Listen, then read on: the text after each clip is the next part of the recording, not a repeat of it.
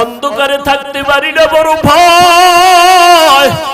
এরে যুবক, একটু মাথাটা নত করে চিন্তা কর, ওই অন্ধকার কবরে যখন রেখে আসবে কেমনে একা থাকবি?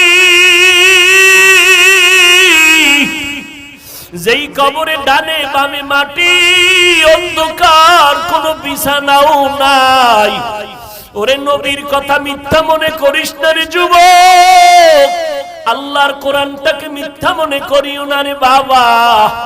লক্ষ লক্ষ নবীরা মিথ্যা কথা বলেন নাই, লক্ষ লক্ষ সাহাবায়ে কেরাম মিথ্যা বলতে পারেন না, কোটি কোটি ওলামায়ে কেরামরা মিথ্যা মনে বলতে পারেন না। ও যুবকেরা, আমাদের তো কোনো আমলই নাই।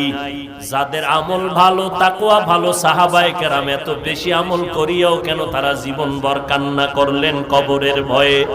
সেই হিসাবে তো তোমার আমার কান্না কইরা চিৎকার দিয়া মইরা যাওয়ার কথা, অথচ কপাল খারাপ, একবারও বাবার জন্য এক ফোঁটা চোখে পানি আসলো না রে যুবক। মায়ের বিরহে এক ফোঁটা কান্না আসলো না। এত পাষাণ হৃদয় কেন হইলা রে বাবা? এখনো পারলে দুইটা চোখ বন্ধ করে আমার মাওলারে অন্তর দিয়া ডাকো, আর মনে মনে বলো, হে মালিক, এই ময়দানে আমার মতো গুনাহগার কেউ নাই রে আল্লাহ।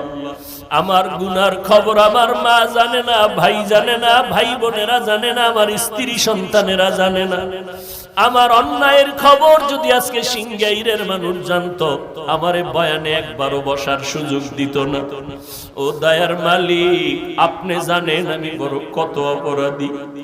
আপনি আমার অপরাধের কথা জানিয়াও পানি বন্ধ করেন নাই, বাতাস বন্ধ করেন নাই, সূর্যের আলো চাঁদের আলো বন্ধ করেন নাই, খানাও বন্ধ করেন নাই রে আল্লাহ। আজকে বুঝতে পেরেছি আমার একদিন মরণ হবে, কবরে যাওয়া লাগবে।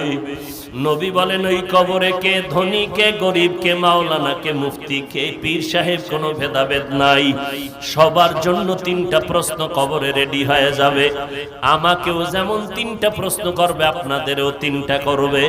রবের পরিচয় দাও, ধর্মের পরিচয় দাও, রাহমাতুল লিল আলামিনের পরিচয় দাও। নবীজি বলেন, কারা জবাব দিতে পারবে? দুনিয়াতে যারা রবের গোলামি করে যাবে তারা কবরে গিয়া জবাব দিবে, রব্বি আল্লাহ, আমার রব একমাত্র আমার আল্লাহ।